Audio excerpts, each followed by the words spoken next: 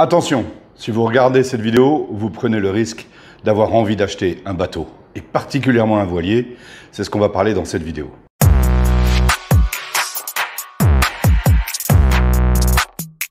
Parce que durant le Covid, j'ai eu un déclic. Je me suis rendu compte que les prix montaient, et comme toujours, quand les prix montent, jamais ils redescendent. Et à ce moment-là, nos libertés se resserraient. Et je me suis dit que ça allait être comme les prix, ça allait pas se libérer. Alors comme à chaque fois, lorsqu'on voit l'orage se profiler, on anticipe. On décide de ne pas attendre que la foudre nous frappe. Et on a cherché la vraie solution.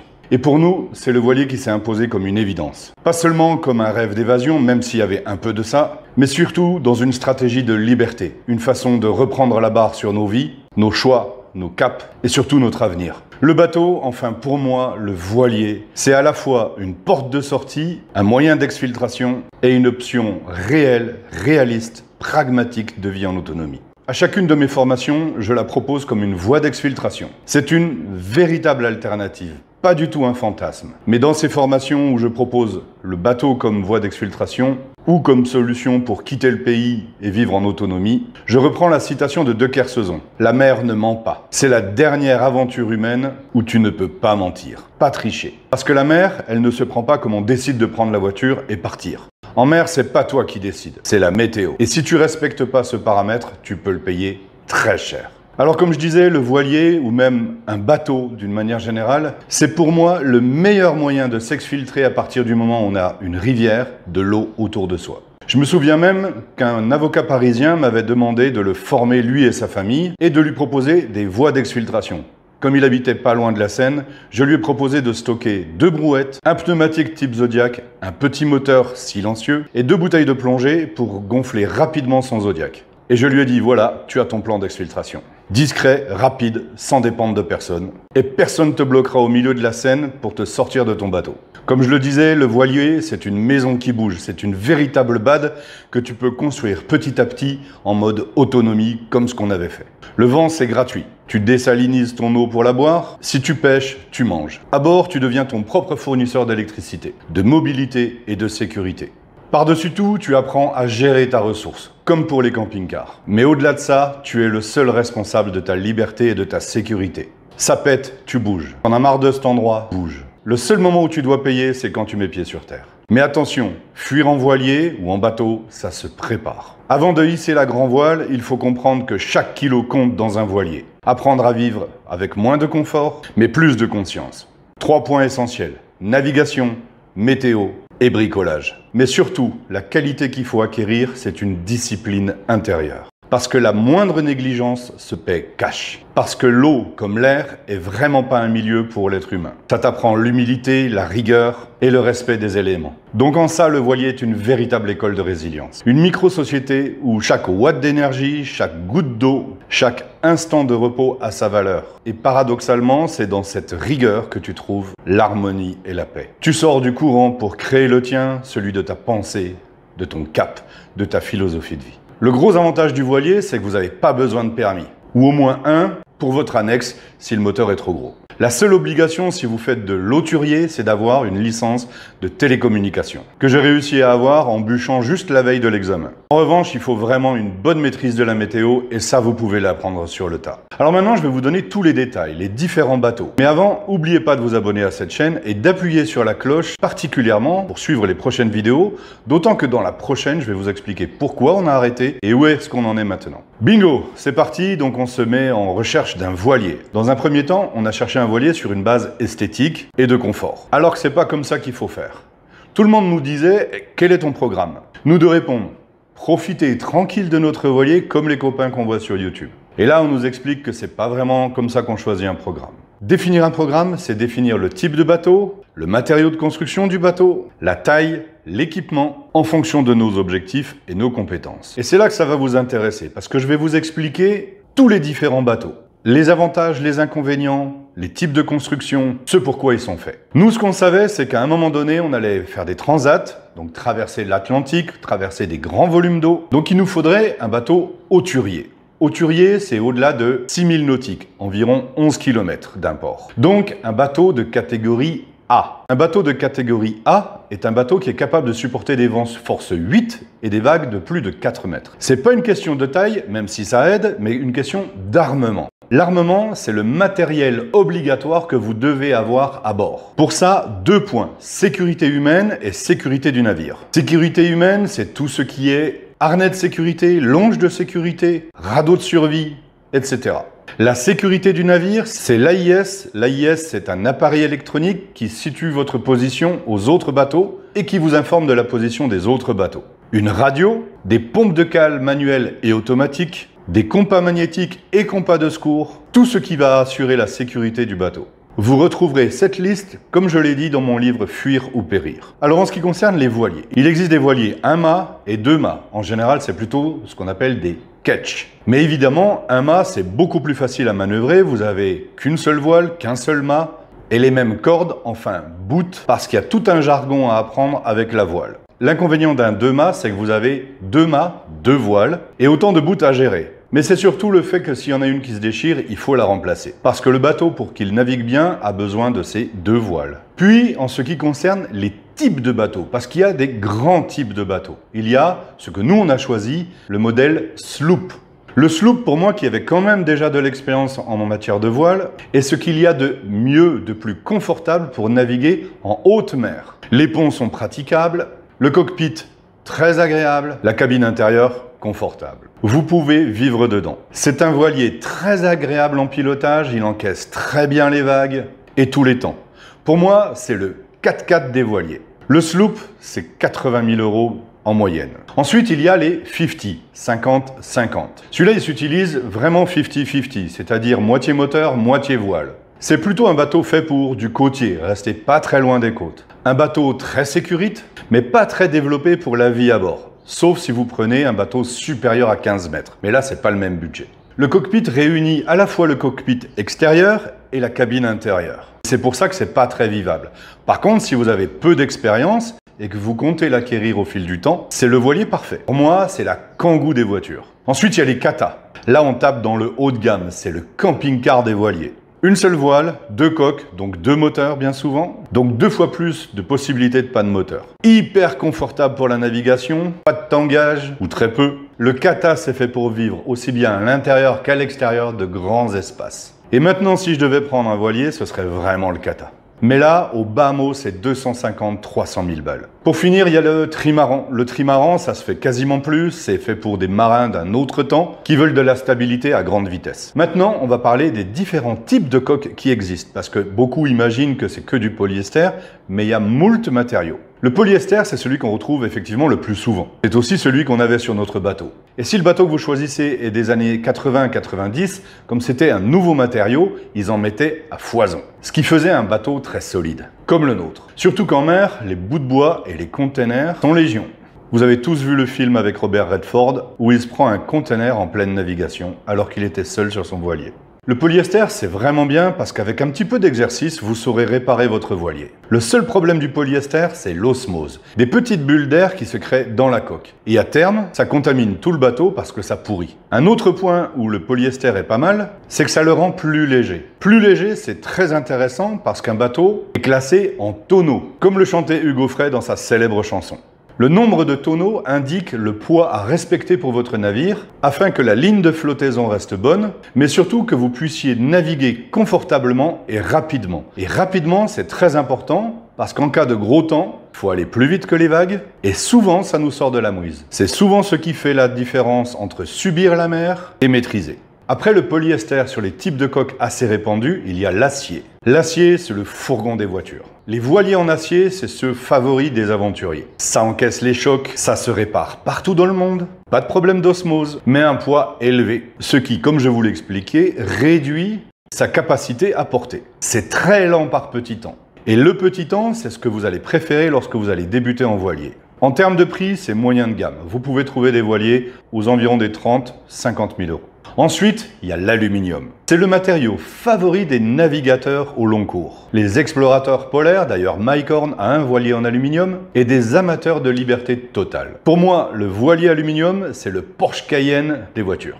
Léger, rigide, résiste au choc et leur sensation de glisse incomparable. Mouillage sans risque, mais ces failles sont souvent méconnues. En mer, l'électrolyse est déjà un très gros problème pour tous les voileux, mais particulièrement pour l'aluminium. L'électrolyse, c'est lorsque deux métaux différents sont en contact avec un élément salée, l'eau salée devenant électrolyte parfait. Et le métal le moins noble, là l'aluminium, devient alors une anode artificielle. Il se détruit petit à petit, il se ronge. Même sur une coque en polyester, l'électrolyse agit. Elle agit sur l'hélice, l'arbre de transmission, sauf si vous ajoutez des petits morceaux de plomb, métal moins noble, qui va attirer cette électricité qui la ronge. C'est pour ça que très souvent, vous voyez des petits bouts de plomb vissés pas très loin des hélices ou de la coque, parce que l'électrolyse va focaliser sur ces morceaux de plomb. Autre point méconnu sur l'aluminium, c'est que l'aluminium fait comme une cage de Faraday. Perturbation électronique des compas électroniques.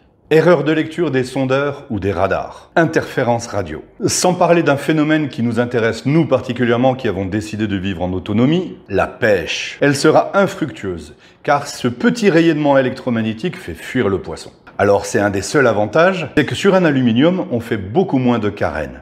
La carène, c'est le nettoyage de la coque et la peinture de la coque. Ce qui normalement se fait environ tous les 2 ans. Tout dépend si vous naviguez beaucoup, ou si votre bateau est à quai, ou à sec. Parce qu'il y a 2 moyens de garder son bateau, c'est ou à port, ou à sec. Le nôtre était à sec, ce qui permet de pouvoir faire les travaux quand vous voulez, sans subir les mouvements de la mer. Un autre matériau de plus en plus rare, et je ne vais pas en parler, c'est la coque en bois, la 403 du grand-père. Lourd, fuit, bouge, un autre temps. Et il y a le ferrociment. Un essai, le prototype dans le monde du voilier. Oui, ferrociment, ciment, béton. Le voilier des Portugais. Blague à part, une truelle, du sable, du ciment, tu répares ton bateau. J'ai pas de comparaison avec une voiture. À l'époque, il y avait une très bonne chaîne d'un gars qui a fait le tour du monde avec son bateau en ferrociment. C'est Sagarani. Entre-temps, il est passé sur un kata. Comme je vous le disais, sur un voilier, il y a aussi un moteur. Et le moteur est important. Plus le moteur est d'une marque réputée, plus vous trouverez des pièces partout dans le monde. Alors maintenant, je vais vous parler de ce que c'est que de vivre sur un voilier. Les avantages, vous l'avez compris, c'est l'autonomie, l'indépendance, la mobilité, le rapport au temps, la philosophie de vie, tout un univers. Mais un bateau, ça bouge tout le temps. Moins sur un kata, plus sur un monocoque. Ça craque, ça respire. Il y a toujours du bruit. Et quand il y a du vent, ça siffle. Un bateau, faut apprendre à l'écouter et vous devez l'écouter tout le temps. Vous devez surveiller tout le temps la coque, les bouttes, les voiles, tout ce qui est mobile. Tout ce que vous faites, vous devez l'assurer. Une vigilance constante. Vous devez surveiller l'ancre, le vent, la houle, prendre la météo régulièrement. C'est le stress au mouillage. Il existe des applications qui vous mettent en alerte au cas où le bateau bouge d'un certain rayon. Vous dormez quasiment jamais tranquille. Il y a un dicton qui dit que lorsqu'on veut être marin, on est content 2 fois. Lorsqu'on achète le bateau et lorsqu'on revend le bateau. Mais le voilier, c'est le dernier endroit où tu peux vivre librement, en autonomie, où tu décides de ton cap, de ta philosophie de vie et de comment tu veux vivre. Lorsque vous allez l'acheter, il va falloir checker. En premier, la coque, c'est ce qui fait que vous allez flotter. En second, tout ce qui est mât et gréement, les bouts, les poulies, les voiles. Ensuite, le moteur, avec l'arbre de transmission et l'hélice, l'électricité et la plomberie. Ensuite vient le niveau d'équipement. Radar, sondeur, radio, équipement de sécurité, radeau de survie. Le radeau de survie, c'est 3000 balles.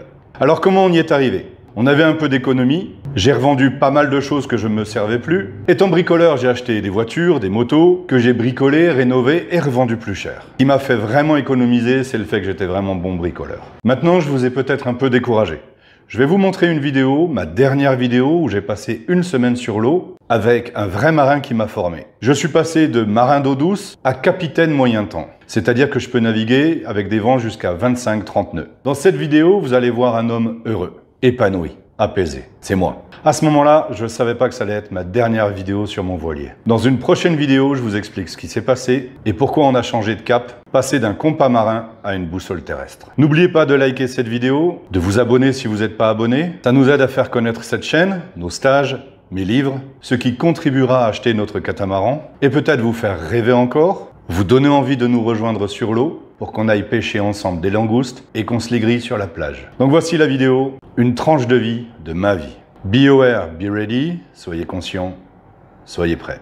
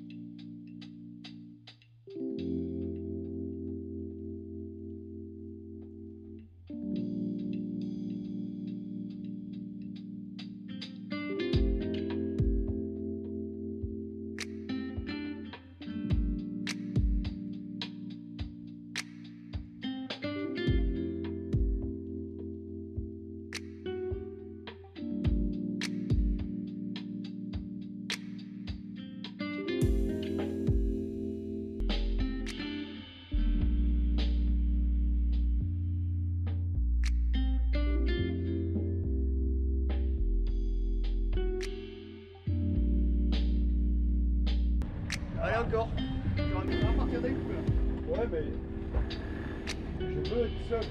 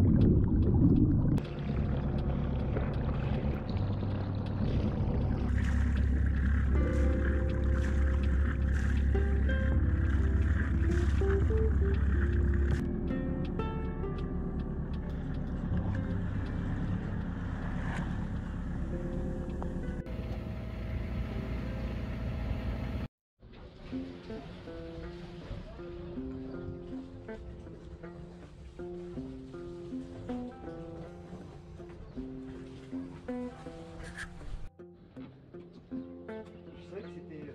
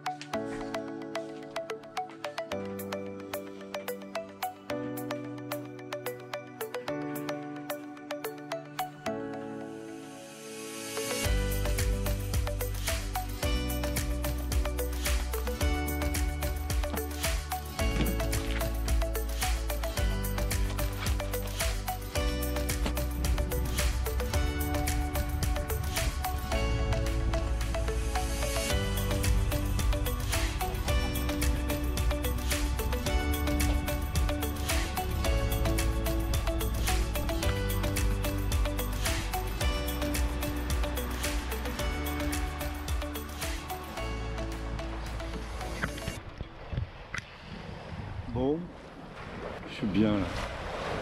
Je suis vraiment bien. Croire que je suis pas franc-comtois et que je suis breton ou marin dans l'âme, j'en sais rien. Mais c'est ce que je veux. Je suis bien. Je suis vraiment super bien.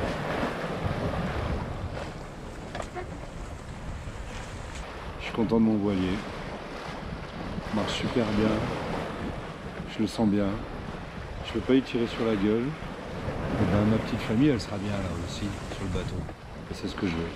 Que du bonheur. Voilà. C'est le pied. C'est le pied.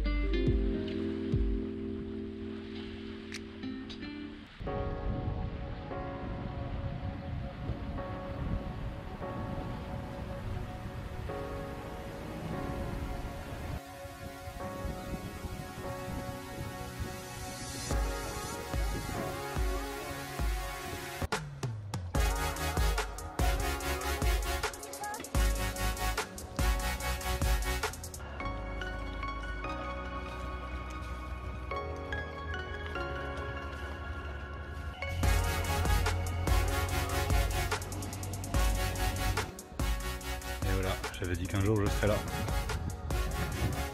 Et j'y suis.